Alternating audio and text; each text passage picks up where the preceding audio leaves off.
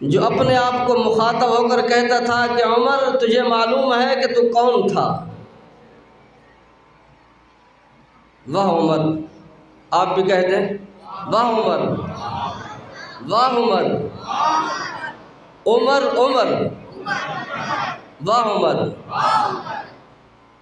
اپنے آپ کو مخاطب کر کے فرماتے تھے، اور حقیقت میں وہ انسان کبھی بھی نہیں بھٹکتا جس کو اپنا ماضی یاد رہتا ہے۔ وہ کبھی بھی نہیں بھٹکتا جس کو اپنا ماضی یاد رہتا ہے، جس کو اپنی اصلیت یاد رہتی ہے، جس کو اپنا پرانا دور یاد رہتا ہے۔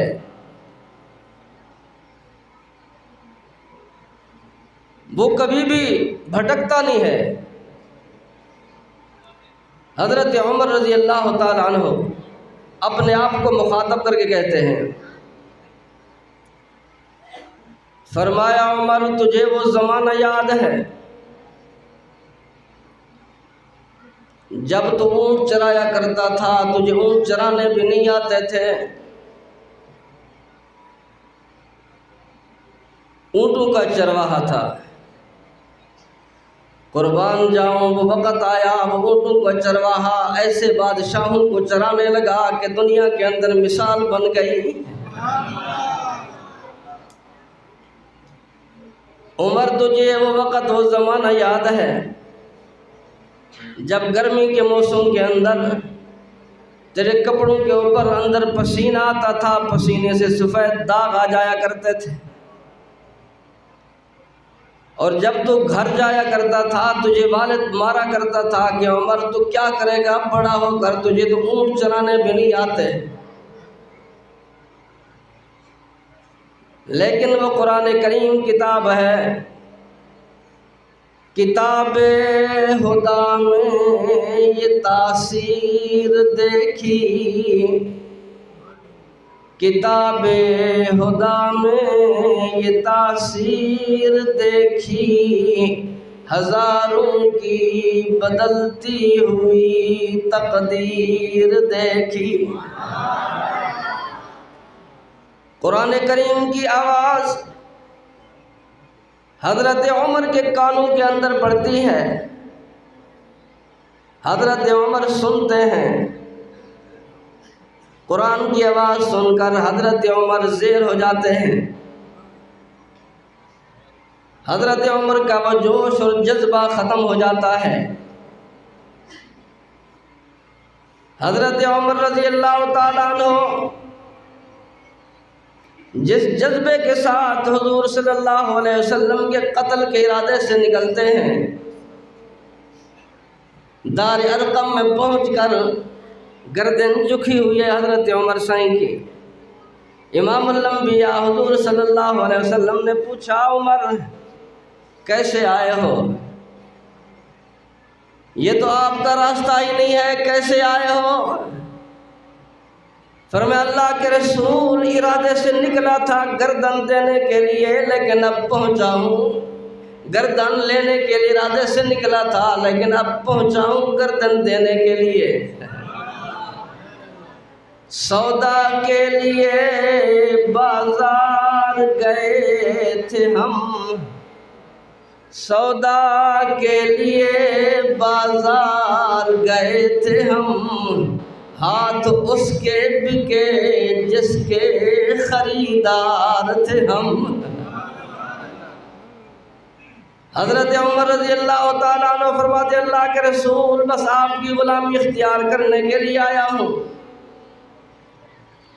وہ قرآن کریم کی چند آیات سنی ہیں، زیر ہو گئے، قرآن کریم نے اس مقام تک پہنچا دیا ہے۔ اب جب عمر بولتا ہے تو عمر کا بول قرآن بنتا ہے۔ جب وہ بولتا ہے تو عمر کا بول قرآن بنتا ہے۔ یہ وہ عمر ہی ہے جس کو قرآن کریم نے اس مقام تک پہنچا دیا ہے۔ یہ صرف عمر کے ساتھ نہیں تھا، اس قرآن کے قریب جو بھی آیا ہے قرآن کریم نے اس کو عظیم کر دیا ہے۔ یہ کلام یہ اللہ تبارک و تعالیٰ کا ایسا ہے، جو بھی پڑھے گا، جو بھی عمل کرے گا، جو پڑھائے گا، جو اس کی خدمت کرے گا، خداوند قدوس اس کو اسی طریقے سے اونچا کر دے گا۔ دیکھو ہمارے اکابرین کے اندر حضرت مولانا احمد علی لاہوری رحمہ اللہ تعالیٰ تھے، لیکن یہ مسلمان کے بیٹے نہیں تھے، ایک سکھ کے بیٹے تھے جس وقت قرآن کی خدمت کی ہے۔ آج دنیا شیخ الحدیث و تفسیر کہتے ہیں۔ آج دیکھو قرآن کریم کا ترجمہ لکھ کر اس امت کے اوپر احسان کر گئے احمد علی لاہوری رحمہ اللہ تعالیٰ۔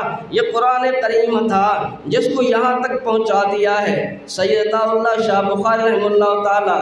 ان کی ضعیفی کے وقت کے اندر، ان کی ضعیفی کے ٹائم میں لاہور کے اندر جاتے ہیں، حضرت کی خدمت کے اندر سردی کا موسم تھا، حضرت نے چادر اوپر لی ہوئی تھی، رضائی اوپر لی ہوئی تھی، کمزور تھے، ضعیف تھے۔ سید اللہ شاہ بخاری نے جا کر آواز نہیں دی، جگایا نہیں، پاؤں دبانا شروع کر دیے ہیں۔ حضرت نے پوچھا کون ہو؟ شاہ جی فرماتے ہیں میں نے جواب نہیں دیا۔ پھر دوبارہ پوچھا کون ہو؟ فرمایا جواب نہیں دیا۔ پھر تیسری مرتبہ کہا کہ نالائق کون ہے، جواب کیوں نہیں دیتا؟ حضرت اللہ شاہ بخاری فرماتے ہیں میں نے کہا کہ عطا اللہ یکدم جنبش سے اٹھ کر ضعیفی کے باوجود اٹھ کر بیٹھ گئے، رضائی کو پھینک دیا، کہنے لگا کہ شاہ صاحب آپ نے ظلم کر دیا ہے۔ فرمایا کہاں سید، کہاں سکھ کا بیٹا، کہاں سید، کہاں سکھ کا بیٹا، کہاں شاہ، کہاں گدا؟ فرمایا ہم تو تیرے دروازے کی، تیرے نانا کے دروازے کی ہم تو گدا گری کرنے والے ہیں۔ شاہ جی فرمانے لگے سکھ کا بیٹا فکر نہ کر، عطا اللہ تیرے پاؤں ایسے نہیں دبا رہا، اس وجہ سے دبا رہا ہے کہ تیرے اسلام کے اوپر احسان ہے۔ سکھ کا بیٹا ہو کر تو قرآن کریم کی تفسیر لکھتا ہے، اور ادھر شاہ کا بیٹا ہو کر ہیر اور رانجھے کی کتاب لکھتا ہے۔ یہ وہ کلام ہے، کوئی بھی اسے پڑھے گا اسے اونچا کر دے گا۔ کلمہ کوئی بھی پڑھے گا، کسی وقت بھی پڑھے گا، کسی مقام پہ پڑھے گا، کسی جگہ میں پڑھے گا، جو بھی پڑھے گا وہی اونچا ہو جائے گا۔ ہو جائے گا یا نہیں جی؟ علامہ اقبال نے کیا کہا تھا کہ یہ کلمہ نہیں ہے فصل گل و لالا کا پابند، یہ کلمہ نہیں ہے فصل گل و لالا کا پابند، بہار ہو کہ خزاں مجھے ہے حکم اذاں، لا الہ الا اللہ۔ تم دنیا کے اندر سکون چاہتے ہو، مال و دولت اکٹھا کر کے، مال و دولت اکٹھا کر کے دنیا کے اندر سکون چاہتے ہو، مال و دولت کے اندر سکون نہیں ہے، سکون رب کے قرآن کے اندر ہے، امام الانبیاء حضور صلی اللہ علیہ وسلم کے لائے ہوئے دین کے اندر ہے، اس کلمے کے اندر ہے۔ دنیا کے اندر جتنے جاؤ گے پریشانیاں بڑھتی جائیں گی، کلمہ جتنا پڑھتے جاؤ گے اتنا سکون ملتا جائے گا، خداوند قدوس کو جتنا یاد کرتے جاؤ گے اتنا ہی سکون ملتا جائے گا۔ الا بذکر اللہ تطمئن القلوب۔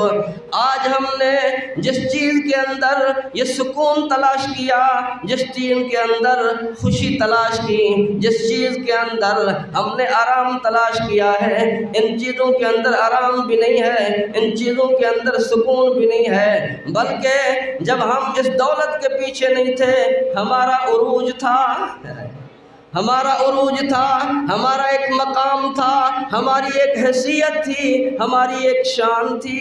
جب ہم اس دنیا کے پیچھے لگ گئے ہیں عروج سے ہمارا زوال آ گیا ہے۔ فرمایا وہاں اوپر سے ہم نیچے آ گئے ہیں، آج ہمیں کوئی پہچانتا بھی نہیں ہے، بہت عرصہ ہو گیا ہے۔ آج دیکھ لو امت مسلمہ جس وقت اس نے قرآن کریم کو چھوڑا، امام الانبیاء کے فرمان کو چھوڑا، جب عیش و نشاط کے اندر آ گئی ہے، آج دیکھو کس مقام پہ، کس جہان پہ، کس دنیا کے اندر، کس خطے کے اندر مسلمان مظلوم ہے یا نہیں؟ کون سا ایسا مقام، کون سی ایسی جگہ، کون سا ایسا ملک ہے جس ملک کے اندر آج مسلمان مظلوم نہیں ہے یا نہیں؟ مسلمان مظلوم ہے یا نہیں ہے؟ آج مسلمان مظلوم ہے۔ مسلمان مظلوم ہے کیوں؟ کس وجہ سے؟ اس کی وجہ یہی تھی، جو وہ مقام، جو حیثیت تھا، جو عزت تھی جس چیز کے اندر، ہم نے تو ختم کر دی ہے۔ وہ تو تھی لا الہ الا اللہ کے اندر، یہ وہ لا الہ الا اللہ تھا، وہ جو لا الہ الا اللہ تھا جو بدر کے اندر پہنچا، یہ وہ لا الہ الا اللہ تھا جو احد کے اندر پہنچا، یہ وہ لا الہ الا اللہ تھا جو خندق کے اندر پہنچا، یہ وہ لا الہ الا اللہ تھا جو تبوک میں پہنچا، یرموک میں پہنچا، وہ لا الہ الا اللہ تھا جو فارس میں پہنچا، ایران میں پہنچا، قیصر روم کے ہاں پہنچا، یہ وہ لا الہ الا اللہ تھا جو شاملی کے میدان کے اندر پہنچا، بالا کوٹ کے اندر پہنچا ہے۔ لیکن وہ مسلمانوں، جب تم سو گئے ہو، علامہ اقبال نے تمہیں حسرت و افسوس کے لہجے کے اندر تم سے کہتا ہے، اور وہ کہتا ہے کہ بخت مسلم سوتے سوتے تجھ کو ایک مدت ہو گئی، بخت مسلم تجھ کو سوتے سوتے ایک مدت ہو گئی، اب ہو رہی ہے وہ اذان، اب ہو رہی ہے وہ اذان، یہ اذان نہیں، ہو رہی ہے وہ اذان، یہ اسپیکر والی نہیں، وہ اذان یہ نہیں جو صبح کو اور ہوتی ہے، شام کو اور ہوتی ہے، دن کے اندر لہجہ بدلی ہوتا ہے، شام کے وقت میں لہجہ بدلی ہوتا ہے۔ یہ اذان نہیں کہ جس کو کبھی کو آگے کچھ ٹکڑا ملا دیتے ہیں تو کبھی پیچھے ملا دیتے ہیں تو کوئی ایسے آتے وہ درمیان میں ملا دیتے ہیں، یہ وہ نہیں ہے جو یہ اذان یہاں آتی ہے۔ میں اس اذان کی بات نہیں کر رہا، اس اذان کو سن کر تو آپ سوتے ہیں، اس اذان کو سن کر تو آپ سوتے ہیں، میں اس اذان کی بات نہیں کر رہا، ہو رہی ہے وہ اذان، کیا ہے؟ بخت مسلم سوتے سوتے ایک مدت ہو گئی، اب ہو رہی ہے وہ اذان، اب ہو رہی ہے وہ اذان، اٹھ دولت بیدار بن۔ اب کہاں پہ ہو رہی ہے وہ اذان؟ فلسطین کے اندر۔ مسلمان تیرے لیے مر جانے کا مقام تھا، حکمرانوں تمہارے لیے سوچنے کا لمحہ تھا، فکریہ تھا، تم سوچتے۔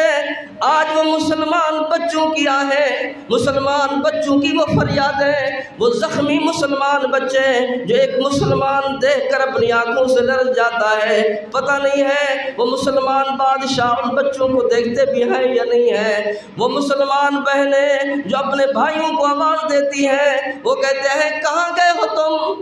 سلطان صلاح الدین ایوبی کا نام لینے والوں، کہاں چلے گئے ہو تم؟ یہ وہی فلسطین ہے جسے تم پہچانتے نہیں ہو، یہی وہ بیت المقدس ہے۔ فرمایا جس کے لیے حضرت عمر بن خطاب نے مدینہ منورہ چھوڑ کر ملک شام کے اندر آیا تھا بیت المقدس کو آزاد کرانے کے لیے، جو آزاد کرا کے امانت کے طور پہ چلا گیا تھا دے کر، یہ وہ وہی فلسطین ہے جس کو قرآن کریم میں ارض مقدس کہا گیا ہے، یہ وہ وہی فلسطین ہے۔ فرمایا جس کے ہاں امام الانبیاء حضور صلی اللہ علیہ وسلم معراج کی رات پہنچے تھے، یہ وہی فلسطین ہے جس میں بیت المقدس ہے، یہ وہی فلسطین ہے جس کے اندر مسجد اقصیٰ ہے، یہ وہی فلسطین ہے جہاں امام الانبیاء کی معراج شروع ہوتی ہے۔ امام الانبیاء حضور صلی اللہ علیہ وسلم کی معراج مسجد اقصیٰ سے شروع ہوتی ہے۔ سبحان الذی اسریٰ بعبدہ لیلا من المسجد الحرام الی المسجد الاقصی۔ فرمایا دو مرحلے ہیں معراج کے، ایک بیت حرام سے مسجد اقصی تک کا، بیت المقدس تک کا دوسرا سفر، دوسرا مرحلہ مسجد اقصی سے عرش معلیٰ تک کا۔ معراج وہیں سے شروع ہوتا ہے۔ مسلمان تو بھول گیا ہے اس قبلہ اول کو جس کی صدا آتی ہے مسلمان، اب وہ وقت آ گیا ہے، میری حرمت پہ کٹ جانے کا وقت آ گیا ہے۔ کہاں گئے ہو نوجوان، کس طرف چلے گئے؟ آج کوئی نہیں ہے، کسی کو میرے آنسو نظر نہیں آتے، کسی کو میری فریاد سنائی نہیں دیتی، کسی کو وہ بوڑھے نوجوان، وہ مائیں، وہ بہنیں وہاں پر لٹتی پھٹتی ہوئی زخمی وہ نظر نہیں آتی روتی ہوئی، کوئی آنسو پوجنے والا کوئی بھی نہیں ہے۔ ہو رہی ہے وہ اذان، ہو رہی ہے وہ اذان، اب تے دولت بیدار بن ہے، پاؤں مسل دے رہے ہیں، پاؤں مسل دے رہے ہیں، تیری ایک ایک پنکھڑی ہے، پاؤں مسل دے رہے ہیں، تیری ایک ایک پنکھڑی، پھول بننا بعد میں اب تو لو کے خار بن ہے، پھول بننا بعد میں فصبر صبرن جمیلا۔ ہاتھ ایک بھی جوڑا، دو بھی جوڑے، اب ہاتھ جوڑنے کا وقت چلا گیا ہے، اب جادلو قاتلو۔ حضرت تقی عثمانی نے فرمایا اب یہ جو چلا ہے قافلہ رکنے والا نہیں، اب یہ بند نہیں ہوگی، ایک طرف ہوگا، اسی راستے کے اندر جانا ہے مسلمانوں، آخری مارکا اسی جہاد و قتال کا ہوگا، ہاتھ جوڑنے کا نہیں ہوگا، منت سماجت کا نہیں ہوگا، لاتوں کے بھوت باتوں سے نہیں منع کرتے۔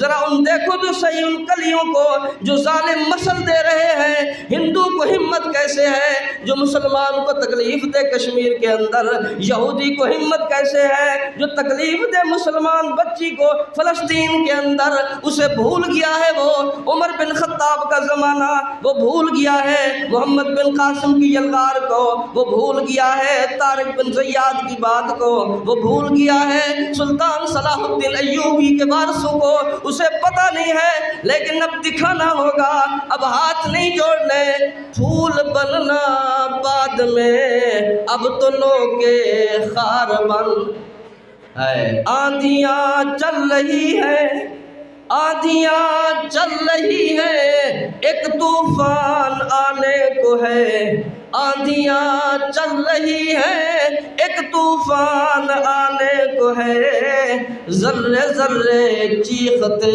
ہیں، ذرے ذرے چیختے ہیں، اب تو کوہ بن کوہ سار بن۔ بخت مسلم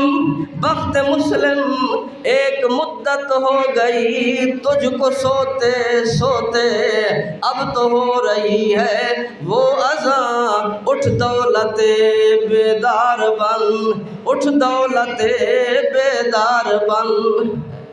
صاحب طبل و علم، صاحب طبل و علم، یہ طبلہ تیرے ملنگ والا نہیں وہ جو بجاتا ہے وہ نا، صاحب طبل و علم، یہ وہ طبل ہے جو مجاہدین کے اکٹھا کرنے کے لیے نظم و ضبط کے لیے بجایا جاتا ہے۔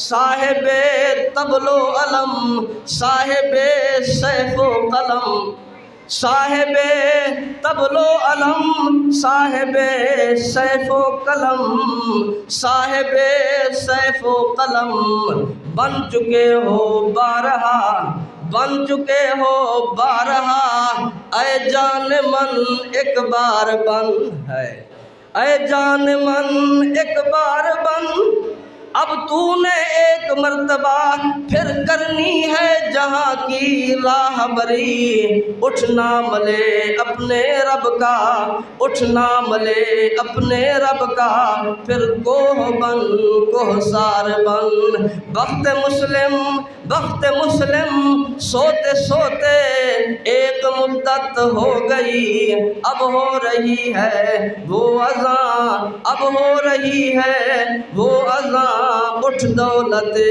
بیدار بن۔ میں آپ سے یہی عرض کروں گا، دست برداشت کروں گا، اب وقت نہیں رہا دنیا کے اندر عیش و نشاط کا، دنیا کے اندر آرام کرنے کا، اب وہ ٹائم نہیں رہا۔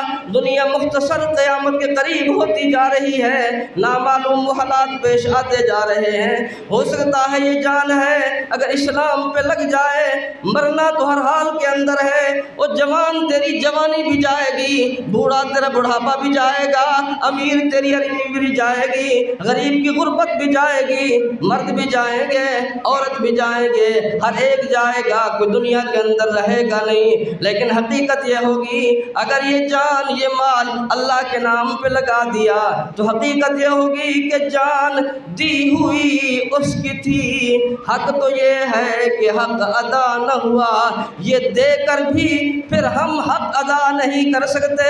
آپ سے یہی کہوں گا، قرآن کریم کے خادم بنو، قرآن کریم کی خدمت کرو، قرآن کریم پڑھنے والوں کی خدمت کرو، علماء کے ساتھ رہو، علماء کا ساتھ دو۔